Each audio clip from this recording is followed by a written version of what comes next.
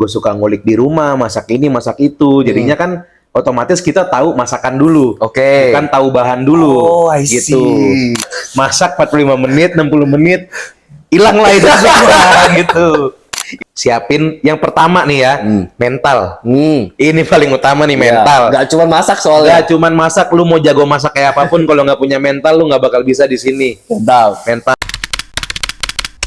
Hello Vibers, ini saatnya Let's get to know Kemal. What's up bro, bapak kos kita ini. Oke, jadi saatnya ini udah ditunggu pada penonton juga. Ini Kemal mana nih? Kemal mana nih? Gitu.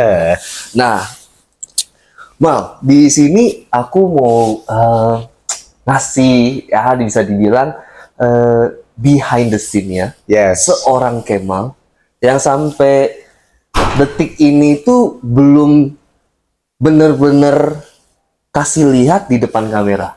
Entah itu pas masak, entah itu passion kamu sebenarnya saat masak kan, atau yang lu pernah ngucapin sesuatu yang aduh gue salah ucap nih gitu, atau itu bukan gua nih gitu. Nah, video di sini kali ini, podcast kali ini ya kita mau ngebahas hal-hal seperti itu. Jadi yang udah terlihat di kamera ya udah terlihat kamera, tapi kita penasaran yang terlihat di kamera itu emang sosoknya Kemal atau bukan. Jadi gue pengen lu bener-bener keluarin apa yang sebenarnya di otak lu atau di pikiran lu. Kalau memang itu yang terjadi depan kamera ya silakan. Kalau enggak, ini saatnya buat lu nge-spill apa yang sebenarnya terjadi. Oke. Pertanyaan pertama adalah mengenai memasak di dapurnya MasterChef itu. Oke. Lu personally selama challenge yang udah lu lalui itu memang lu sering banget kebingungan atau setiap kali challenge lu udah tahu mau masak apa? Untuk pertanyaan ini mungkin dari awal ya. Dari awal tuh awal-awal masuk galeri gitu kan. Masak-masak. Kan kita di season ini awal-awal banget nih sering tim challenge gitu kan. Sering tim challenge segala macem yang berbau-bau tim lah. Jadi kayak kita tuh ke pantry jarang, ke utensil jarang gitu kan. Jadi ketika kita dapet challenge individu, yang terjadi adalah pasti bingung. Pertama nyari bahan bingung, terus kedua nyari alat bingung. Itu yang gua rasain awal-awal gitu. Sampai tim challenge, terus ada individual. Ya mungkin bisa dibilang imbang lah di sampai sekarang ya, sampai gua berada di sini. Banyak banget tim challenge ya. Ya, tim challenge sama individual challenge gitu mungkin imbang di galeri berapa gitu. Nah, ketika dapat individual challenge, dikasih tantangan bahan ini, bahan itu, segala macem. Nah, awal-awalnya mungkin bingung juga gitu. Bingung segala macem. Nah, cuman di akhir-akhir udah kesini-sini kayak dapat bahan apa, yang penting fokus, tahu mau masak apa, dan tujuannya masakannya enak dan nggak fail. Terus nyari bahan, nyari alat segala macem udah nggak terlalu bingung, jadinya ya awal-awal bingung, akhir-akhir mungkin udah terlalu nggak bingung. Seiring waktu lu udah, walaupun challenge-nya dadakan entah itu apa, lu seiring waktu udah lebih tenang gitu. Dan lu udah tahu mau ngapain. Berarti lu sebenarnya di behind the scene itu lu memang punya pemahaman yang banyak. Itu style lu lebih style lu itu gue yang penting gue tahu bahannya dan gue mengerti karakter bahannya, atau lu yang tipikalnya itu lebih wawasan gue itu mengenai makanan atau resep yang berhubungan dengan bahan ini. Lu tipikal yang mana nih? Nah, resep atau perbahan gitu loh. Yang kedua sebenarnya.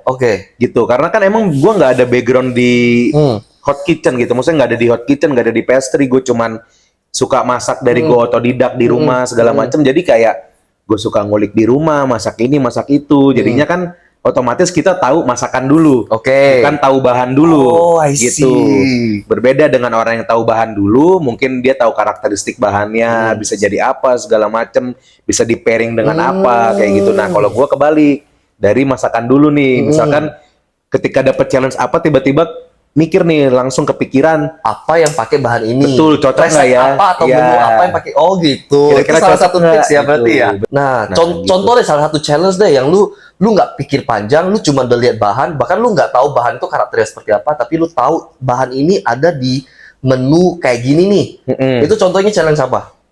Nah, ini 2 challenge terakhir gua yang ketika gua fail, gua bisa pulang nih. Oke. Pertama yang di Black Team dan kedua di pressure test pas challenge pertamanya Opavis. Nah, yang di Black Team datang, gua masuk pressure test bareng sama Vito juga Iya, gitu. sama gua. Nah, terakhir kita dapet challenge buah-buahan biji tunggal. Bukan yang Black Team datang. Oke.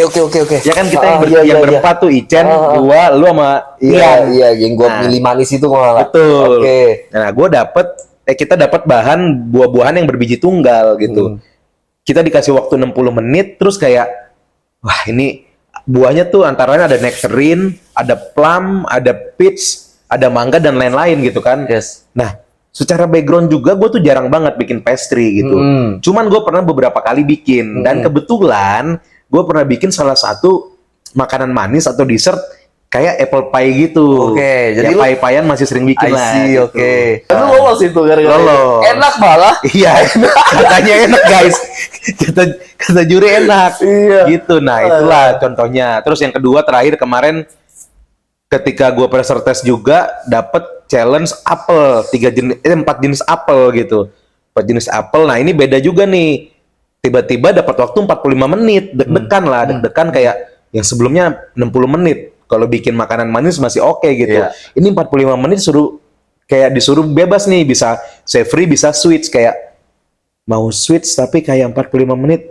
Ah udahlah anjir nggak bisa kayaknya nih. Ya udah gas aja ke savory gitu. Ya. Kepikiran sering makan Swedish meatball.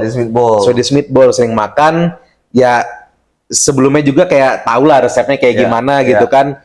Ya udah hajar aja. Kalau Swedish meatball kan biasanya dia pakai jam dari berries kan. Nah, ini gua ganti pakai dari apel. Kayak gitu. Itu teknik itu bukan itu tuh itu secretnya dia itu.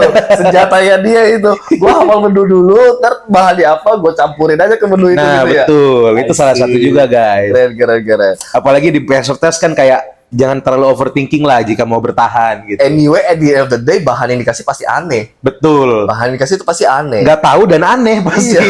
Udah gitu. Oke, itu salah satu tips dan triknya ya.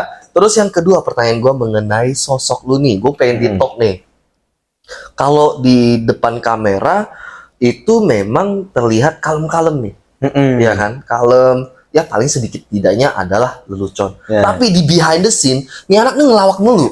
Nggak berhenti. Ini ya, dia nggak ngelawak, cuman ketawa aja. Kita bisa ketawa. Betul kan?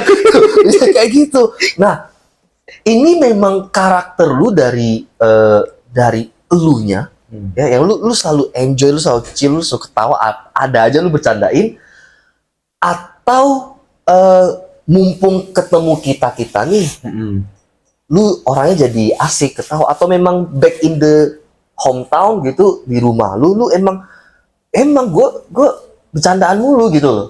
Nah, ini juga menarik nih. Ya. Mungkin teman-teman atau fibers semua ngelihat kalau gua masak gitu di galeri kayak serius gitu. Kayak fokus, serius segala macem gitu. Cuman aslinya benar yang Vito bilang.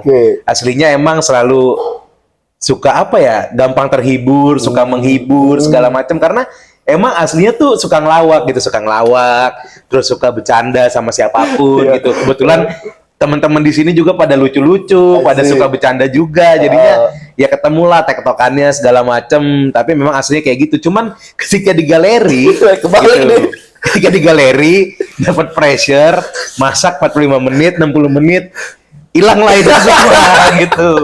Hilang lah lelucon, ketawa-ketawa itu semua. Jadi kemarin saya lagi stand up komedi aja serius, sumpah. Aslinya pengen guys, di galeri tuh pengen banget kayak ketawa-tawa, ngelucu segala macem pas lagi masak gitu ya. On the fly pun lu bodo amat ya kayaknya. Iya, on the fly kayak sebenarnya tuh aduh, ketika diwawancara pas masak tuh kayak aduh waktu gua mau habis nih gitu. Gua harus bertahan hidup di sini gitu. Ini masakan gua harus jadi kayak Oh, belum dapat guys momennya guys. Semoga nextnya bisa dapat momen lucu-lucu lah lagi masak gitu. Oke. Nah, ini nih momennya nih. Gue pengen lu nge-share satu rahasia yang selama ini orang nggak tahu. Ada nggak? Oh ya ada. Apa? Gue orangnya sebenarnya temperamen guys. Oh, gue temperamen, suka marah. Sebenarnya ya. Oke. Sebenarnya suka marah, temperamen gitu. Tapi kayak di sini tuh kayak gue harus ngebawa diri gue enjoy. Terus kayak ya bodo amat lah dengan apapun yang bisa menghalangi gue, bisa membikin gue down segala macem itu gue hilangin supaya gue nggak dapet mood dan apa ya perasaan gue yang akan munculin sifat gue yang kayak gitu yang lu kenapa bisa bilang marah-marah? Lu orangnya temperamen. Iya, gue kalau kita behind the scene aja merasa lu orangnya nggak temperamen. Nah, ya kan belum ada yang tahu kan, guys. Iya. Nah, Kenapa? Gue tuh kalau di kerjaan, di apapun, gue ketika memang udah lagi burn out terkait kerjaan, terkait apapun gitu, ketika dapat yang mengganggu gue gitu lah istilahnya, itu gue gampang marah gitu. Nah, makanya gue mencoba di sini, apalagi kan kita di sini kan seperti apa ya, kita karantina gitu kan, kita harus masak, kita karantina segala macam, kita harus syuting terus. Jadi gue menjaga itulah supaya nggak membawa diri gue jadi bad mood dan orang lain jadi bad mood juga gara-gara gue. Bad energy lah gitu. Yes, betul. Bijak juga nih orang. Kayak gitu. I see. Gitu. Pertanyaan terakhir nih. Behind the scene, lu kan sering di holding nih. Sering nunggu-nungguan sama kita-kita. Tahu dong biasa ada the real drama. Iya kan? Bukan drama yang gimmick ya, tapi yang bener-bener terjadi. Lu kalau gue perhatiin nggak terlalu responsif. Tapi sebenarnya lu memang tidak responsif. Lu menahan diri atau lu pengen ngomong sesuatu ke mereka yang bermasalah, tapi lu nggak ada kesempatan atau lu memilih untuk tidak mau ngobrolin lu. Oh, ya ini menarik nih guys. Gue sebenarnya orangnya bodo amatan.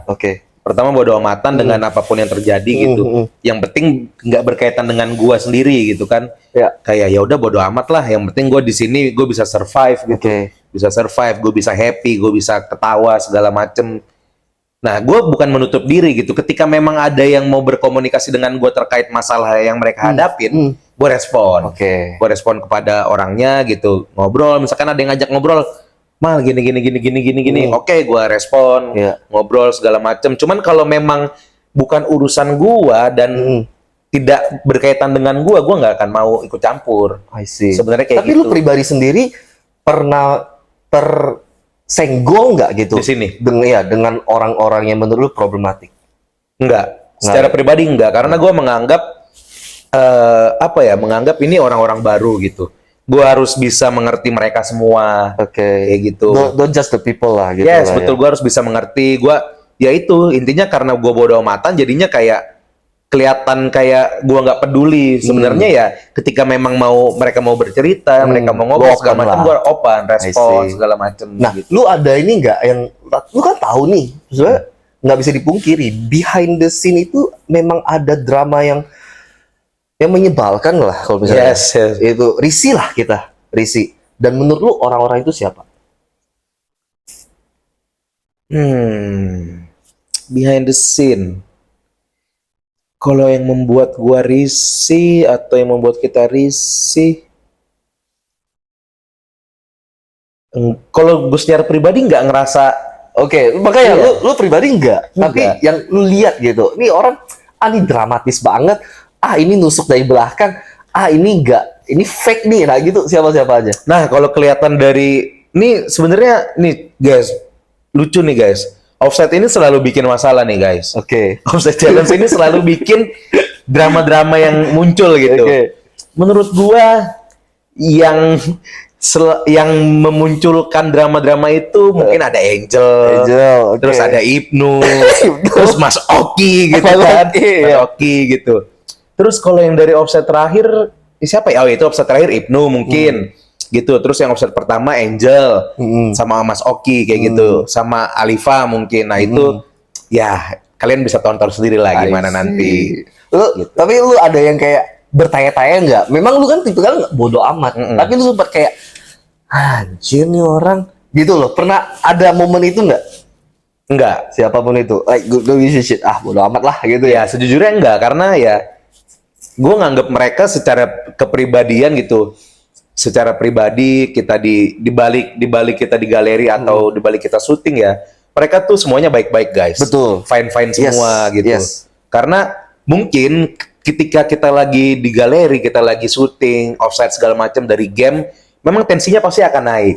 Itu akan berbeda, apa yang kita rasain akan beda, apa yang teman-teman rasain akan beda gitu kan. Beda dengan kita di balik layar semua gitu. Di balik layar kita nggak ada yang gimana-gimana gitu. Kita semua di sini fine. Orangnya baik-baik, kita ngobrol kayak gitu. Paling di momen itu aja sejam 2 jam tuh kayak Betul. apa ini, tapi setelah itu ya udah back to normal lagi. Yes. Nih gue kalau anak-anak yang lain kan pada ngerosting nih. Roasting itu nggak bukan berarti lu ngejudge, lu mau ngeroast siapa gitu. Dennis anjir lu, Dennis. Bener-bener lu Dennis ya. Siapa Dennis? Lu galeri kedua keluar nih, ya kan?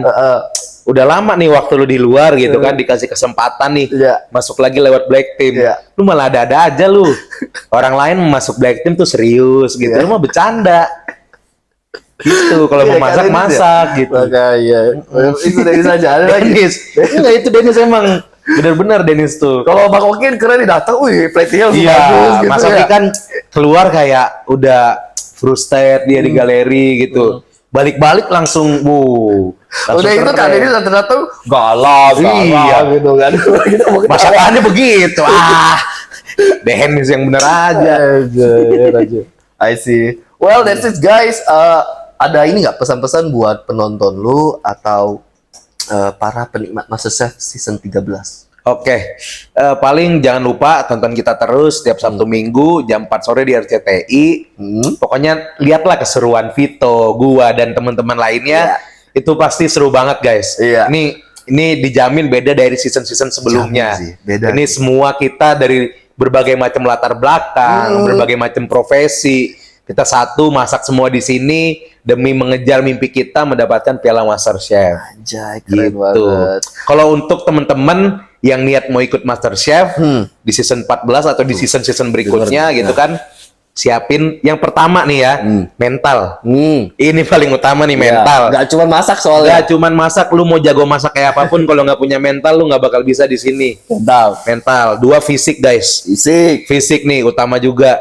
Ya ketiga kreativitas gitu. Nah itu yang paling penting 3 ini sebenarnya guys. Lu kreatif itu boleh aneh tapi harus make sense. Betul. Jangan juga terlalu main aman juga juri nggak suka. Betul. Gitu.